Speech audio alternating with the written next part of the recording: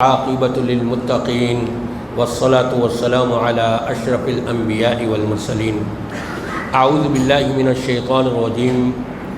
من عمل صالحا من ذکر او انثی وهو مؤمن فلنحیینہ حیاۃ طیبہ ولنجزینہم اجرہم باحسن ما کانوا یعملون۔ تمام تعریفیں رب تبارک و تعالیٰ کے لیے، وہ رب العالمین کہ جس کی ذات ہمیشہ سے ہے اور ہمیشہ باقی رہنے والی ہے، بجز اس رب العالمین کے جس کو بھی اس کائنات میں وجود عطا کیا گیا، اس کے لیے زوال ہے، اختتام ہے، فنا ہے۔ ایک نہ ایک دن اپنی زندگی پوری کر کے اس دنیا سے رخصت ہو جانا ہے۔ بقا اور ہمیشگی ہے تو صرف رب کائنات ذوالجلال والاکرام کے لیے۔ درود و سلام آقائے دو جہاں تاجدار مدینہ آمنہ کے لال محمد الرسول اللہ صلی اللہ علیہ وآلہ وسلم کی ذات اقدس کے لیے، رب کائنات کی ساری مخلوقات کی تعداد سے زیادہ صلی اللہ تعالی علیہ وعلی آلہ واصحابہ وسلم تسلیما کثیرا کثیرا۔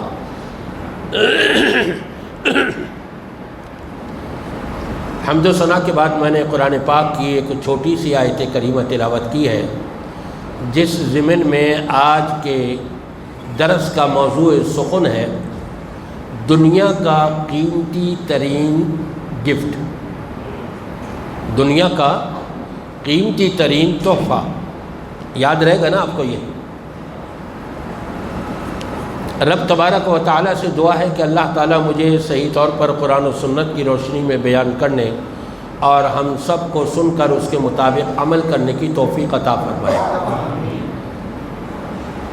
میرے یہاں پہنچنے میں کچھ تاخیر بھی ہوئی، وضو کر کے داخل ہو رہا تھا، تکبیر شروع ہو گئی تھی۔ میں بورڈ کے اوپر یہ بھی نہیں دیکھ سکا کہ میرا موضوع کیا ہے، اور نہ مجھے فون کرنے والوں نے بتایا کہ آپ کا موضوع کیا ہے، ٹاپک کیا ہے۔ اس لیے میں نے اپنے ذہن کے مطابق آپ کے سامنے یہ چیز رکھی ہے۔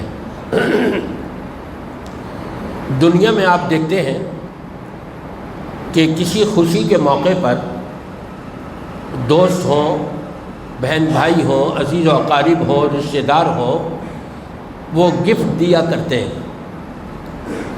شادی ہوئی، ایک دوست نے گفٹ دیا، اور مختلف قسم کے گفٹ، اور ہو سکتا ہے آپ کی زندگی میں ایسا بھی وقت آیا ہو، ایک بہت بڑا سا کارٹون گفٹ میں آیا، اس میں پنی چپکی ہوئی ہے، ٹیپ چپکا ہوا ہے، پیک کیا ہوا ہے، ایک دم اٹھایا تو بھاری لگ رہا ہے، کوئی قیمتی چیز ہوگی۔ جب گھر پہنچ گیا، دولہا کے گھر، چاہے اس کو دیا گیا ہو یا دلہن کو دیا گیا ہو، اس کے گھر جب وہ کارٹون پہنچ گیا، اب سب بیٹھے ہوئے گھر والے اور کھول رہے ہیں، ٹیپ چپکایا، پنی ہٹائی، جب وہ کھولا تو دیکھا اس کے اندر تو ایک اور کارٹون رکھا ہوا ہے۔ ابھی تو کچھ نظر ہی نہیں آیا سوائے ایک اور کارٹون کے۔ اچھا بھائی چلو اس کو بھی کھول لیتے ہیں، کسی مسخرے نے مذاق کیا ہوگا۔ دوسرا کارٹون کھولا تو تیسرا کارٹون نظر آ گیا۔ اب خوشیاں ایسا ایسا کم ہونے لگتی ہیں، یہ اس نے کوئی مذاق کیا ہے ان سے۔ تیسرا کارٹون کھول لیا تو چوتھا کارٹون نظر آ گیا، تیوڑیوں پر اور بل آنے لگ گئے۔ پھر وہ کھولا چوتھا تو پانچواں کارٹون نظر آ گیا، چھٹا کھولا تو ساتواں کارٹون۔ پہلا بڑا تھا اور چھوٹے چھوٹے چھوٹے ہوتے ہوتے پھر ایک چھوٹا سا ڈبہ نظر آیا۔ لگا یہ کہ یہ قیمتی موبائل ہوگا، اس کے اندر ڈبہ بھی موبائل کا لگ رہا ہے، کوئی ہوگا 30-40 ہزار کا موبائل کسی نے دیا ہے۔ اب وہ جو تیوڑیاں آئی تھیں نا، اور غصے کی جو کیفیت پیدا ہوئی تھی، وہ سب ختم۔ اور جب اس چھوٹے سے ڈبے کو کھولا تو نیچے ایک پرچہ لکھا ہوا تھا، شادی مبارک ہو۔ بتائیے غصہ بڑھے گا اس کا یا خوشیاں بڑھیں گی اس کی؟ ایسے موقع پہ کوئی مبارکبادی لے گا؟ وہ تو غصے میں آ جائے گا، کیا اس نے آدھا گھنٹہ لگ گیا، ہمارے ٹائم ضائع کر دیا اس نے۔ ابے بھائی تو زبانی کہہ دیتا شادی مبارک ہو، چلو ٹھیک تھا، ہم قبول کر لیتے۔ غصہ بڑھ جاتا ہے۔ لیکن آج آپ کو میں وہ گفٹ دلوانا چاہتا ہوں، اس گفٹ کے بارے میں آگاہی کرنا چاہتا ہوں کہ کارٹون پر کارٹون ہے، اسی طرح سے پہلا کارٹون، دوسرا، تیسرا، چوتھا، پانچواں، چھٹا کھولتے چلے جائیں، لیکن وہاں نوعیت کچھ اور ہے، کیفیت کچھ اور ہے۔ پہلا کارٹون کھولا، بڑی پیاری خوشبو آئی، مہکتی ہوئی کہ دل کو لبھانے والی خوشبو، اور کیا ملا وہاں پر؟ ایک انعام ملا، ایک گفٹ۔ ابھی دوسرا کارٹون ہے وہ نہیں کھولا، پہلے ہی کارٹون کھولا تھا، اس کے اندر دوسرا بھی رکھا ہوا ہے، اس دوسرے کو کھولنے سے پہلے ہی گفٹ مل گیا پہلا۔ اور وہ کیا گفٹ تھا؟ رب تبارک و تعالیٰ کی طرف سے رمضان المبارک کا چاند چڑھا ہے، پہلا گفٹ رب تبارک و تعالیٰ نے اپنے نبی پاک صلی اللہ علیہ وسلم کے ذریعے سے یہ عطا فرمایا، من قام رمضان ایمانا واحتسابا غفر له ما تقدم من ذنبه۔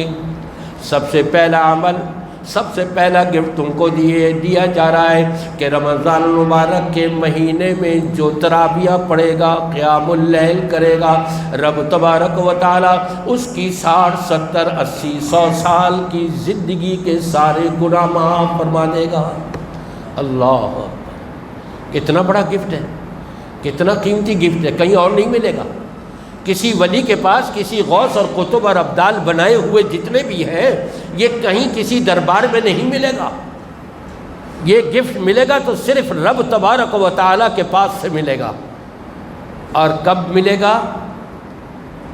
3 دن تراویح پڑھ لینے کے بعد غائب ہو جانے پر، 6 دن شبینہ ہو رہا ہے، وہاں شریک ہو گئے، پورا قرآن سن لیا، اس پر ملے گا؟ نہیں۔ فرمایا من قام رمضان، رمضان ایک دن کا نام نہیں، 2، 3، 6 دن کا نام نہیں، رمضان 29 یا 30 دن کا نام ہے۔ رمضان کا لفظ فرمایا، جس نے پورے رمضان قیام کیا، لیکن 2 شرطیں ہیں۔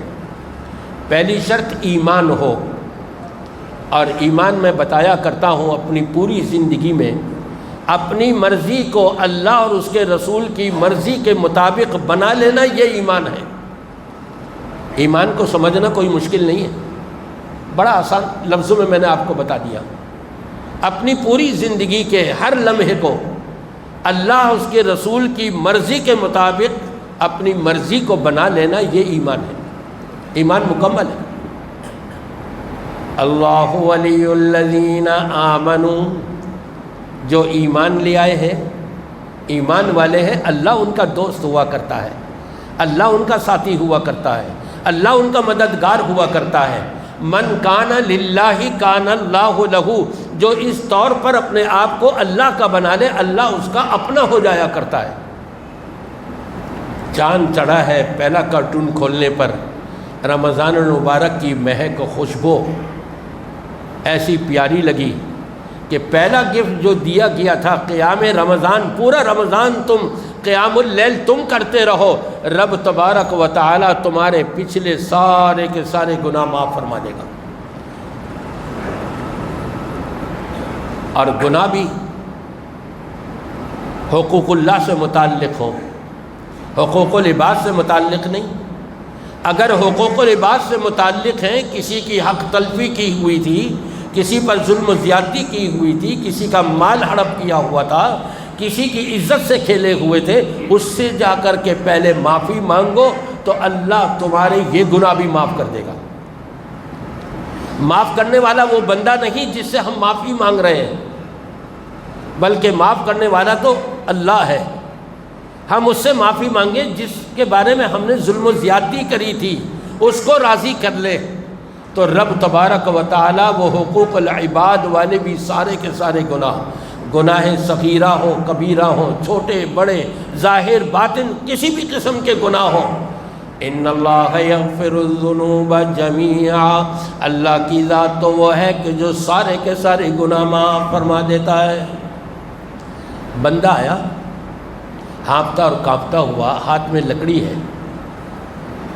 نبی کریم صلی اللہ علیہ وسلم کی خدمت میں، اے اللہ کے رسول صلی اللہ علیہ وسلم، میں مسلمان تو ہو گیا ہوں لیکن میرے دل کے اندر یہ بات آ رہی ہے، میں نے بڑے بڑے گناہ کیے ہیں، کون سا گناہ ہے ایسا جو میں نے نہ کیا ہو سکتا ہے قتل بھی کیا ہو سکتا ہے زنا بھی کیا ہو سکتا ہے چوری بھی کی ہو سکتا ہے اس نے حقوق اللہ اور حقوق العباد والے سارے گناہ کر لیے ہوں، مسلمان ہو گیا اور آیا ہے کہ اللہ کے رسول صلی اللہ علیہ وسلم، میرے دل میں کھٹکا لگا رہتا ہے، میں نے تو اتنے گناہ کیے ہیں کہ مجھے بھی یاد نہیں، پتہ نہیں کتنے گناہ، تو میرا کیا بنے گا وہاں قیامت کے دن؟ قربان جائیے اس رب العالمین کے اور اس کے عظیم بندے رحمت للعالمین صلی اللہ علیہ وآلہ وسلم کے رب کی طرف سے تعلیم آئی اور آپ نے فرمایا ان اللہ یغفر الذنوب جميعا۔ جب ایک بندہ مسلمان ہو جائے، اللہ اور اس کے رسول کا مطیع اور فرما بردار ہو جائے، اپنے گناہوں کی توبہ اور استغفار کر لے، معافی مانگ لے، تو رب تبارک و تعالیٰ اس کو تمام گناہوں سے پاک صاف کر دیتا ہے۔ اجی گناہ تو بہت زیادہ ہیں، ہماری عمر تو 80 90 100 سال کے لگ بھگ ہو گئی، ہم نے زندگی کا کون سا گناہ جو ہمارے معاشرے میں ہو رہا اور ہم نے نہ کیا ہو؟ رب تبارک و تعالیٰ فرماتا ہے یا ابن آدم لو اتیتنی بقراب الارض خطایا، اے بنی آدم کے بیٹے بیٹیوں، اے بنی نوع انسان، اگر تم روئے زمین کی ذرات کی تعداد کے برابر بھی گناہ لے کر کے آئے، ہم اپنی ایک مٹھی میں باریک مٹی اٹھا لیں، اس کے ذرات نہیں گن سکتے کہ کتنے ہیں۔ روئے زمین کتنی بڑی زمین ہے، اس کے ذرات کے برابر بھی اگر تیرے گناہ ہوئے، اور ایک اور روایت کے مطابق جس کا خلاصہ یہ نکلتا ہے کہ اگر اتنے گناہ ہوں کہ گناہوں کی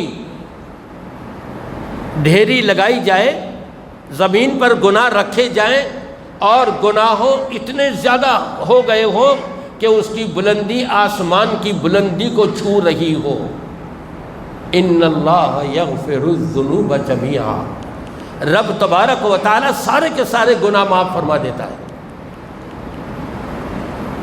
ہم تو گناہ معاف کروانے کے لیے آتے ہی نہیں تراویحوں میں، الا ماشاء اللہ بہت کم لوگ ہوتے ہیں کہ جو پورے رمضان تراویح پڑھ لیں، 3 دن کے بعد چوتھے دن کم ہو گئی، اگر 10 صفحے تھی تو 8 صفحے رہ جائیں گی، پھر 2-4 دن کے بعد 6 صفحے رہ جائیں گی، پھر اس کے بعد اور 2 صفحے رہ جائیں گی، اور جہاں 4 صفحے ہوتی تھی وہاں 1 ہی صفحہ رہ جائے گی۔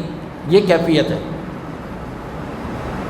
وہاں پر جو معافی ہم اللہ سے مانگ رہے ہیں، ذرا غور تو کریں کہ ہم کتنی معافی مانگ رہے ہیں، مکمل معافی مانگ رہے ہیں ہم، یا آدھی مانگ رہے ہیں، یا تھوڑی مانگ رہے ہیں، 1/4 معافی مانگ رہے ہیں، کتنی مانگ رہے ہیں؟ رمضان کے آخری عشرے میں خاص طور پر شب قدر کے اندر مسلمان یہ کثرت سے دعا کرتے ہیں، اللہم انک عفو تحب العفو فاعف عنی، اے اللہ تو تو سراپا معافی والا ہے، معاف کرنے والا ہے، یا اللہ تو مجھے بھی معاف کر دے۔ میں آپ سب سے پوچھتا ہوں، جب یہ معافی مانگتے ہیں تو پوری مانگتے ہیں یا آدھی مانگتے ہیں؟ کیوں جی؟ بات تو سمجھ میں آ رہی ہے نا میری؟ جب آپ اپنے اللہ سے معافی مانگتے ہیں تو مکمل معافی مانگتے ہیں یا آدھی معافی مانگتے ہیں؟ جواب نہیں مل رہا مجھے، یا تو اگلی بات میری پہلی سمجھ میں آ گئی ہے میں کہنا کیا چاہ رہا ہوں، اس لیے جواب نہیں مل رہا۔ اللہ سے پوری معافی مانگتے ہیں تو وہ ہاتھ اٹھائے جو پوری معافی مانگتے ہیں، ہاتھ اٹھا کے رکھے تاکہ میں یہ دیکھوں نا آدھی معافی مانگنے والے کتنے ہیں اور پوری معافی مانگنے والے کتنے ہیں۔ ساری پوری معافی مانگتے ہیں۔ نبی پاک صلی اللہ علیہ وسلم نے کیا فرمایا؟ ایک حکم دیا ہمیں، تم بھی معاف کر دو۔ ہم اللہ سے معافی مانگ رہے ہیں تو ہمیں امید اللہ سے معافی کی اس وقت ہونی چاہیے کہ جب ہمیں کہا گیا تم بھی معاف کر دو، دو چیزیں ہیں، ایک اپنے لیے، ایک دوسرے کے لیے، دو معافیاں۔ اپنے لیے کیا؟ فَلْيَعْفُوا وَلْيَصْفَحُوا أَلَا تُحِبُّونَ أَن يَغْفِرَ اللَّهُ لَكُمْ؟ کیا تم یہ نہیں چاہتے کہ اللہ تم کو معاف کر دے؟ اگر یہ چاہتے ہو تو تم بھی اپنے بھائیوں کو، اپنی بہنوں کو، اپنے رشتہ داروں کو، اپنے عزیز و اقارب کو، اپنے دوست و احباب کو، اپنے دیگر مسلمانوں کو ان کی غلطی پر معاف کر دیا کرو۔ اگر تم چاہتے ہو کہ اللہ تمہیں معاف کر دے تو پھر تم پہلے خود معاف کرو، اللہ معاف کر دے گا۔ یہ تو ہے دوسروں کے لیے معاف کرنا، اور ایک اپنے لیے ہے۔ صحیح بخاری کی روایت، اعفوا اللحیٰ، داڑھیوں کو معاف کر دو۔ داڑھیوں کو کیا کر دو؟ میں آپ کی آواز سننا چاہتا ہوں، معاف کر دو۔ یہ غالباً شاید پچھلے سال اے سی نہیں تھا، اس سال اے سی ہے، تو آپ کی آوازیں دب گئی ہیں۔ اے سی کے اندر اتنے ٹھنڈے تو نہیں ہوئے کہ جو آواز ہی نہیں نکل رہی آپ کی۔ اللہ کے رسول صلی اللہ علیہ وسلم نے کیا فرمایا؟ داڑھیوں کو معاف کر دو۔ میں آدھی رکھوں، ایک مجھ سے زائد کٹوا دوں، یا پوری منڈوا دوں، یا ترشوا دوں، تو یہ میں نے داڑھی کو معاف کیا یا اس پر ظلم کیا؟ ہاں جی، آپ بتائیں گے۔ نبی فرما رہے ہیں داڑھیوں کو معاف کر دو۔ معاف کرنا کیا ہے؟ داڑھیوں کو چھوڑ دو، اس کو کاٹو نہیں۔ ہم داڑھی کاٹ رہے ہیں تو ہم نے داڑھی کو معاف کیا یا داڑھی کے اوپر ظلم کیا؟ آپ مجھے جواب دیجئے۔ سب کی آواز نہیں آ رہی۔ حق بات تو کہہ دینا ہی چاہیے، چاہے اس کے خلاف عمل کیوں نہ ہو رہا ہو۔ جب زبان پر ہمارے حق بات آ جائے گی نا، انشاءاللہ عمل میں بھی آ جائے گی۔ کیوں جی؟ داڑھی کو کاٹنا، منڈوانا، داڑھی کو معاف کرنا ہے یا ظلم کرنا ہے؟ ظلم کرنا ہے نا۔ تو پھر آج کے بعد تو کوئی داڑھی نہیں کٹوائے گا۔ انشاءاللہ کی آواز نہیں آ رہی۔ دیکھیں یہ رمضان جو آتا ہے نا، ہم کو گناہوں سے پاک صاف کرنے کا رب تبارک و تعالی نے سیزن دیا ہے۔ اس کے اثرات تو ایسے ہونے چاہیے، اس سیزن میں ہم اتنا پروفٹ جمع کر لیں رب تبارک و تعالی کی بارگاہ سے نیکیوں کا، اجر و ثواب کا، کہ پورے 11 مہینے تک اس کے اثرات باقی رہے۔ ہونا تو یہ چاہیے۔ تو پھر مجھے ہاتھ اٹھا کر کے بتائیں کہ کون کون داڑھی کو معاف کر دے گا؟ جنہوں نے معاف کیا ہوا ہے وہ بھی ہاتھ اٹھا لیں۔ نہیں، ہاتھ اٹھا کے رکھیں تاکہ میں اپنے سب بھائیوں کو غور سے دیکھ سکوں۔ ایک بھائی نے تو ہاتھ اٹھایا لیکن سر پر کھجا رہے ہیں۔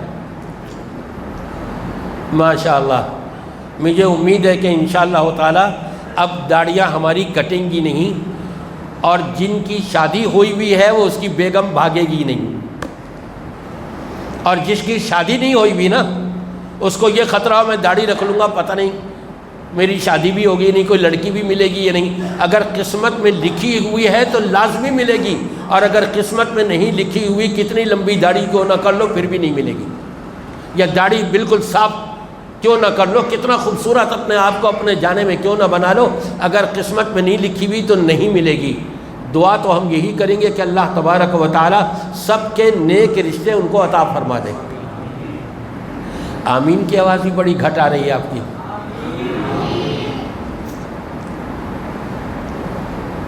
پہلا گفٹ ہم کو ملا رب تبارک و تعالی کی طرف سے، اور گناہوں کا انبار اتنا زیادہ کیوں نہ ہو، رب العالمین فرماتا ہے فاستغفرونی اغفر لکم، تم مجھ سے معافی مانگو تو صحیح، میں معاف کر دوں گا، میں بخش دوں گا، گناہوں سے پاک صاف کر دوں گا۔ ایک انسان جو روزانہ غسل کرنے والا ہے، عادت ہے اس کو روزانہ غسل کرتا ہے، بڑا حشاش و بشاش ہوتا ہے، چاق و چوبند رہتا ہے، 2 دن غسل نہیں کیا، ادھر خارش ہو رہی ہے ادھر خارش ہو رہی ہے، اور جسم بڑا بھاری لگ رہا ہے، کام کرنے کو کوئی طبیعت نہیں چاہ رہی، بات سننے کو بھی کسی کی طبیعت نہیں چاہ رہی، طبیعت بھاری ہو جاتی ہے۔ اور جب غسل کر لیا جائے تو طبیعت بحال ہو جاتی ہے۔ رب تبارک و تعالی نے اپنے نبی کے ذریعے بتا دیا کہ تم قیام اللیل کر لو پورے رمضان، میں تمہیں گناہ تمہارے دھو ڈالوں گا، تمہارے گناہوں کو غسل ہو جائے گا، ختم ہو جائیں گے گناہ سارے کے سارے۔ تمہارا دل کتنا وسیع ہو جائے گا، تمہارا دل کتنا باغ و بہار ہوگا، تمہارے دل کے اندر کتنی خوشیاں ہوں گی، ایمانی خوشیاں، اور نیکیوں کی طرف قدم بڑھتا رہے گا تمہارا، کیونکہ حشاش و بشاش تمہاری روح ہو گئی ہے۔ یہ روح کا غسل ہے۔ دوسرا کارٹون کھولا، یہ تو ابھی پہلے ہی کارٹون کھولا تھا نا، دوسرا کارٹون کھلا، ایک اور نئی قسم کی خوشبو، پہلے سے بھی زیادہ عمدہ خوشبو، اور جب اس میں دیکھا جھانک کر کے تو رب کی طرف سے ایک اور گفٹ مل گیا، اور وہ کیا؟ من صام رمضان ایمانا واحتسابا غفر له ما تقدم من ذنبه۔ وہ رات کا عمل تھا، گناہ معاف ہو رہے تھے، یہ دن کا عمل ہے۔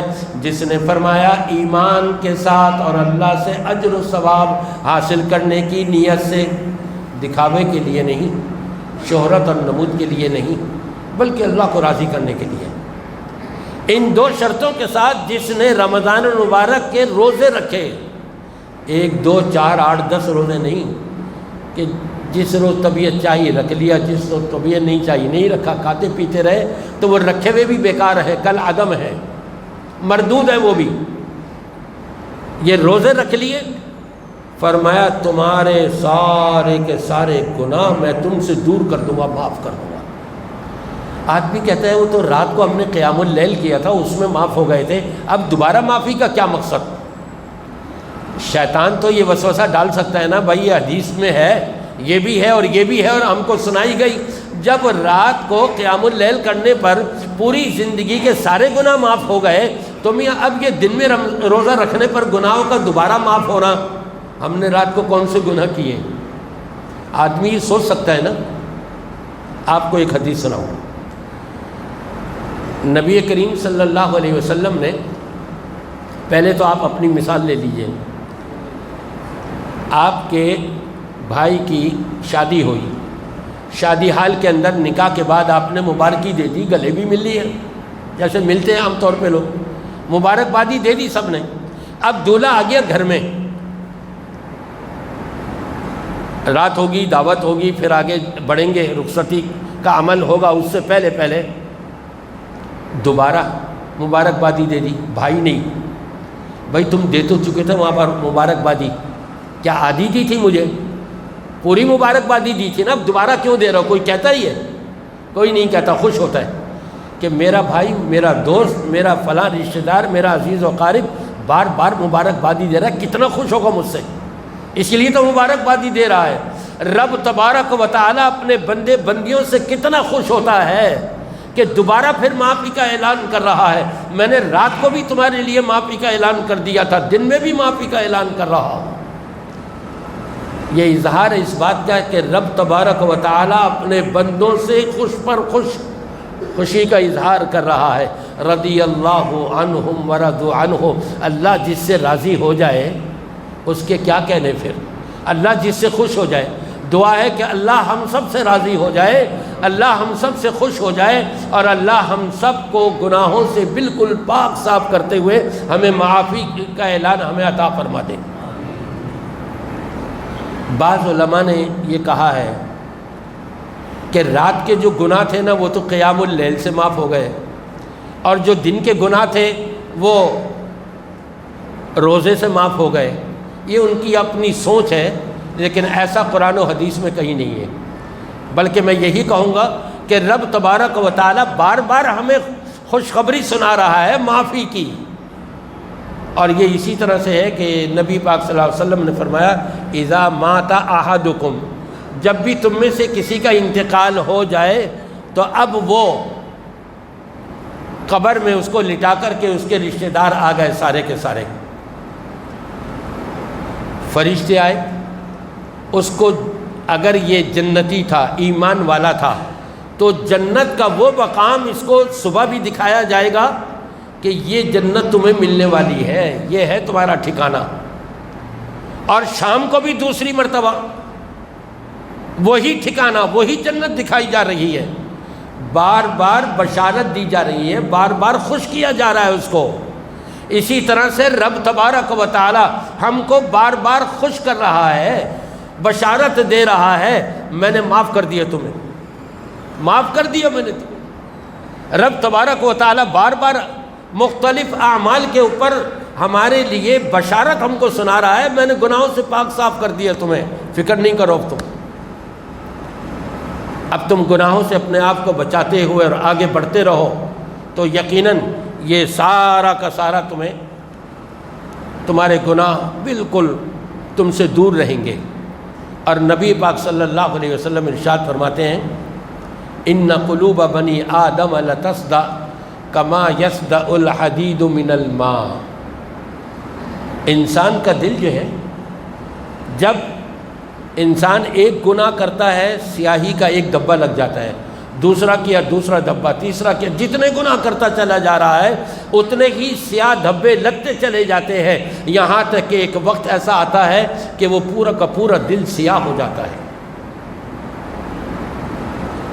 فَسَتَكُونُ فِتَنٌ كَقِطَعِ اللَّيْلِ الْمُظْلِمِ، فرمایا پھر فتنے اتنے عام ہو جاتے ہیں اس کے ماحول میں، اس کے ارد گرد میں، اس کے اٹھنے بیٹھنے میں، اس کے معاشرے میں، اس کی معیشت میں فتنے اتنے زیادہ ہو جاتے ہیں اور تیزی سے بڑھتے رہتے ہیں، بالکل اس طرح جیسے سورج غروب ہونے کے بعد اندھیرا چھاتا ہے تو رکتا نہیں، تھمتا نہیں، بلکہ اندھیرے پر اندھیرا بڑھتا رہتا ہے، اسی طرح سے فتنے بھی بڑھتے رہتے ہیں۔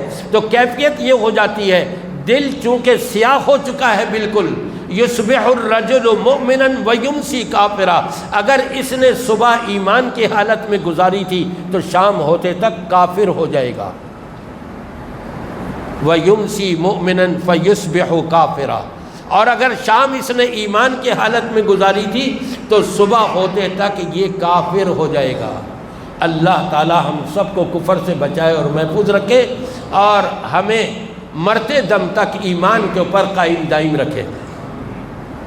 تھک گئے شاید آپ لوگ، آمین کی آواز ہی نہیں آ رہی۔ وہابیوں کی آمین تو آپ کو پتہ ہے نا کیسی ہوتی ہے، ہاں، کہ نبی پاک صلی اللہ علیہ وسلم نماز میں جب سورہ فاتحہ کی تلاوت کرتے بلند آواز سے اور آپ آمین کہتے تو پیچھے نمازی سب مل کر کے آمین کہتے، صحابہ کہتے مسجد گونج جایا کرتی تھی۔ یہ ہے وہابیوں والی آمین۔ اللہ ہم کو ہر نیکی کو اپنانے کی توفیق عطا فرمائے۔ اسی طرح سے ایک اور مثال دی نبی کریم صلی اللہ علیہ وسلم نے دل کی، یہ تو زنگ آلود ہو گیا تھا، صبح ایمان ہے تو شام کو کفر، شام کو ایمان ہے تو صبح کفر۔ ایک اور مثال دی آپ نے، ان قلوب بنی آدم لتصدع کما یصدع الحدید من الماء، لوہے کی سلاخ ہے، دو آدمی بڑے پہلوان ہیں، بڑے طاقتور ہیں، جوان ہیں ایک دم، دونوں مل کر کے اس کو موڑنا چاہ رہے ہیں، مڑی نہیں رہی وہ سلاخ۔ فرمایا اس سلاخ کو ذرا پانی میں ڈال دو، مہینہ دو مہینے اس کو پانی میں پڑا رہنے دو، پھر اس کو نکالو تو زنگ آلود ہو جائے گی نا، پانی میں پڑے ہوئے۔ لوہا جب پانی میں پڑا رہے تو زنگ آلود ہو جاتا ہے، ایک فرد کو کہیں وہ اپنے دونوں ہاتھوں سے لے کے اس کو موڑنے کا طاقت ختم ہو گئی، قوت ختم ہو گئی، زنگ لگ چکا ہے اس کو، کمزور ہو گیا وہ لوہا۔ آپ نے فرمایا جس طرح سے لوہا پانی میں ڈالنے پر اس میں پڑا رہنے کے اوپر زنگ آلود ہو جاتا ہے، اسی طرح سے گناہ پر گناہ کرنے کی وجہ سے بنی نوع انسان کے دل زنگ آلود ہو جاتے ہیں۔ اس زنگ کو دور کرنے کا علاج بھی بتایا نبی کریم صلی اللہ علیہ وسلم نے، اگر میں بتاؤں تو وہ کریں گے، سب کریں گے، صرف دو ہے اور بڑے آسان۔ قرآن پاک کی کثرت سے تلاوت سمجھ کر، معانی اور مطالب پر غور و فکر کرتے ہوئے، اس میں شک نہیں صرف تلاوت پر بھی ایک ایک حرف کے بدلے میں 10 نیکیاں ملتی ہیں، لیکن جب اس کے معانی اور مطالب پر غور کیا جائے، اس کے مطابق اپنی زندگی بنانے کی کوشش کی جائے، تو پھر رب تبارک و تعالیٰ ایک نیکی کو 10 گنا نہیں، الی 700 ضعف 700 گنا، اور صرف 700 ہی گنا نہیں، جتنا اس میں قرآن مجید میں غور و خوض ہوگا، جتنی توجہ ہوگی، جتنا اس کے اوپر عمل ہوگا، رب تبارک و تعالیٰ بے حساب اجر و ثواب سے مالا مال فرمائے گا۔ اور دوسرا عمل، اپنی موت کو یاد رکھنا۔ موت کو پسند کرتے ہیں؟ جو پسند کرتا ہے وہ ہاتھ اٹھا لے۔ نہیں، میں تو نہیں مانوں گا کہ آپ موت کو پسند کرتے ہیں۔ جنہوں نے ہاتھ اٹھایا ہے، میں تسلیم نہیں کروں گا کہ موت کو پسند کرتے ہیں۔ کیوں؟ حضرت عائشہ رضی اللہ تعالی عنہا کے سامنے جب نبی پاک صلی اللہ علیہ وسلم نے ایک حدیث بیان کری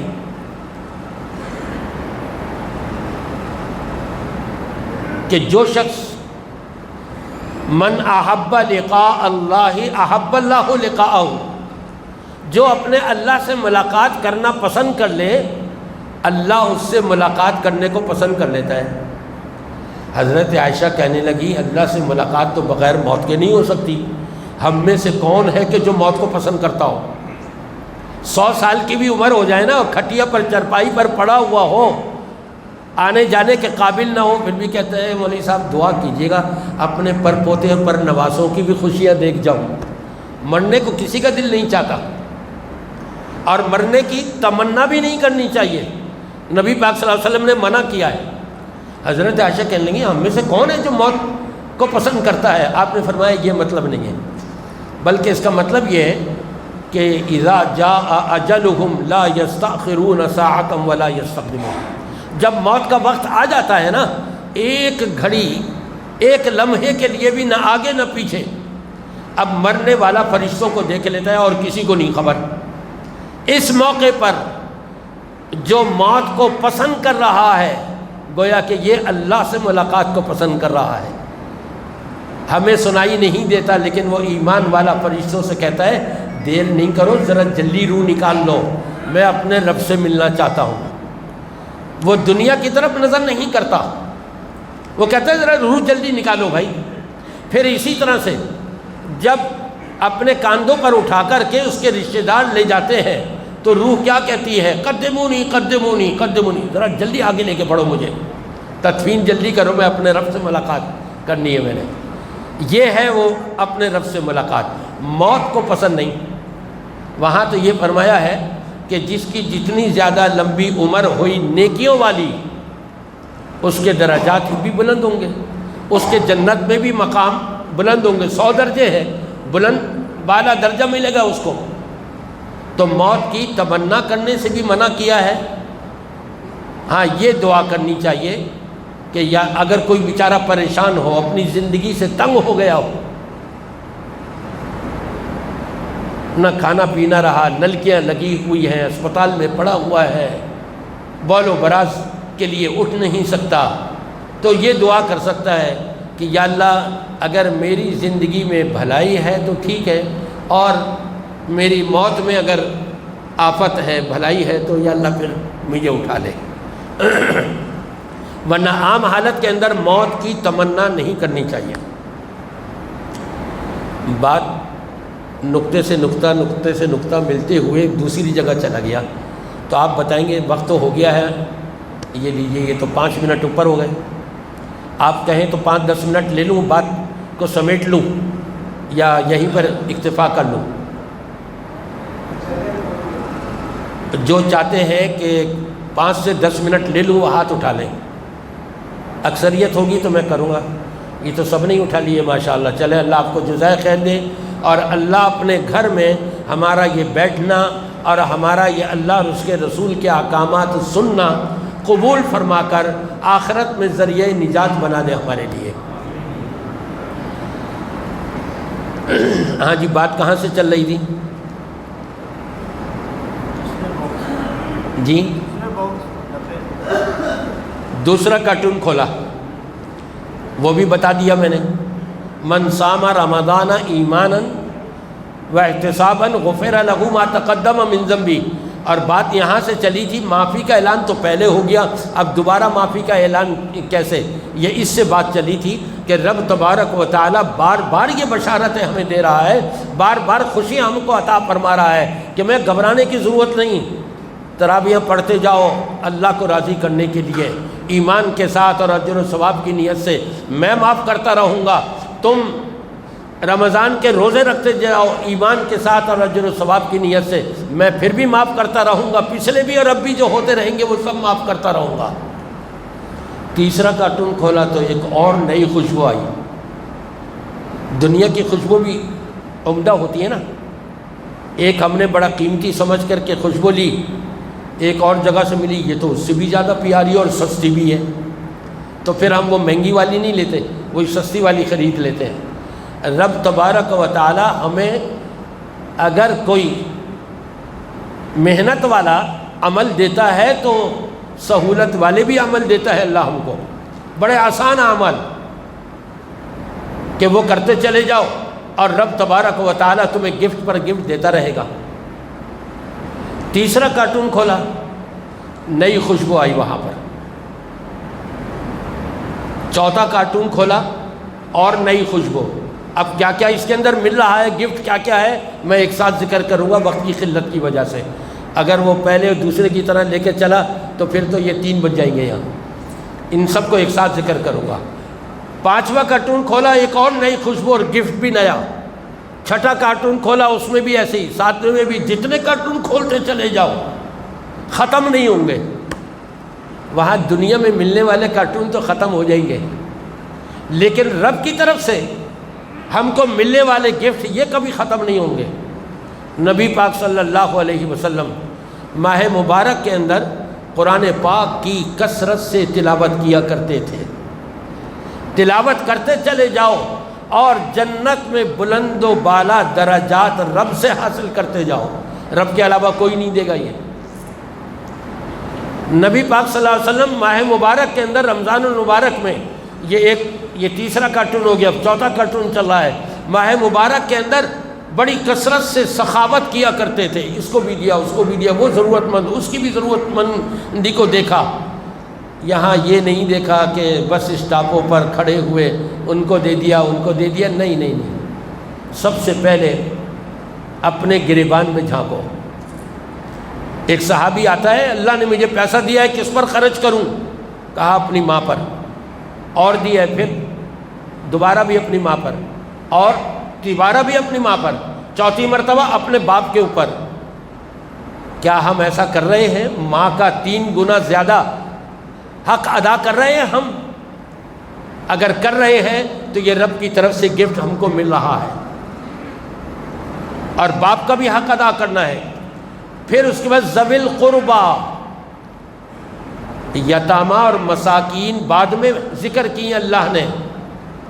ذوی القربا جو رشتہ دار ہیں تمہارے، بہن بھائی ہیں، خالو ہیں، پھپھا ہیں، خالہ ہیں، چاچی ہیں، تائی ہیں، مامی ہیں، یہ رشتہ داری جو ہے، فرمایا ان کو بھی تم دو، ان میں خرچ کرو۔ ہم دوسروں کو دے دیتے، اپنے خاندان کو دیکھتے ہی نہیں، باہر روڈوں پر مانگنے والوں کو دے دیں گے اور ضرورت مندوں کو نہیں دیں گے۔ اجی اس نے مانگا تھوڑی ہے، ہم نے تو سب نے اللہ کے در کے فقیر ہیں، ہم دوسرے کو اپنے در کا فقیر مت بناؤ، بغیر مانگے خود تلاش کرو کون محتاج ہے ہمارے ہمارے خاندان کے اندر، رشتہ داروں میں، ہمارے عزیز و اقارب میں، کون غریب ہے، کون یتیم ہے، کون مسکین ہے، کون دائمی مریض ہے اپنا علاج بھی نہیں کر پا رہا ہے، خود تلاش کر کے پہنچاؤ وہاں تک۔ ان کو بلاؤ بھی نہیں، آ جاؤ بھائی وہ آ کے پیسے لے جاؤ، نہیں نہیں، اپنا درجہ بڑھانا ہے اور اللہ کے ہاں کا گفٹ لینا ہے تو اس طرح سے سخاوت کرو تم۔ نبی پاک صلی اللہ علیہ وسلم قرآن پاک کی دور کیا کرتے تھے ہر رمضان میں۔ آخری رمضان میں کتنی مرتبہ دور کری جی؟ بتائیں گے کوئی صاحب؟ ہاں جی، یہ تو سنتے رہتے ہیں آپ لوگ۔ جبرائیل علیہ السلام سے 2 مرتبہ پورے قرآن کی دور کریے۔ ہمارے لیے تو ایک قرآن پڑھنا مشکل ہو جاتا ہے، اور اگر پڑھتے بھی ہیں نا تو پھر دوستوں میں اور عورتیں اپنی سہیلیوں میں تم نے کتنے قرآن ختم کیے اس مہینے میں؟ میرے تو 4 ہو گئے۔ اچھا تم نے؟ میرے ابھی 3 ہی ہوئے ہیں۔ اب یہ دوڑ لگاتا ہے میں اس سے آگے بڑھوں گا۔ اللہ کے لیے نہیں پڑھا وہ ایک دوسرے کو جتانے کے لیے کہتے ہیں نیکی کرو کنویں میں ڈالو، قرآن پڑھو سمجھ کے پڑھو چاہے تھوڑا پڑھو۔ یہاں تک آیا ہے کہ اگر 100 رکعتیں تم پڑھ رہے ہو نفلی اور قرآن پاک کی ایک آیت کو سمجھ کے اگر تم پڑھ رہے ہو تو یہ افضل ہے اس 100 نفل کے مقابلے میں۔ تو قرآن پاک تو آیا سمجھ کے پڑھنے کے لیے اور مردوں کے لیے نہیں پڑھنا، یہ زندوں کے لیے آیا ہے۔ ہاں ہم اپنے لیے پڑھیں، اس کے بعد اگر ہم دعا کر رہے ہیں تو اپنے لیے بھی کریں، مرحومین کے لیے بھی کریں، عام مسلمانوں کے لیے بھی، سب کے لیے کریں دعا۔ لیکن قرآن پڑھنا اپنے لیے ہے، یہ ختم کرنے کے لیے، بخشنے کے لیے یہ کہیں نبی پاک صلی اللہ علیہ وسلم سے ثابت نہیں ہے۔ نبی کریم صلی اللہ علیہ وسلم اپنے ماتحتوں پر بڑے نرم خو ہوا کرتے تھے، بڑی نرمی۔ اگر 8 گھنٹے عام دنوں میں اپنے ملازم سے کوئی کام لے رہا ہے، ذرا کم کر دو، 7 گھنٹے کر دو، 6 گھنٹے کر دو۔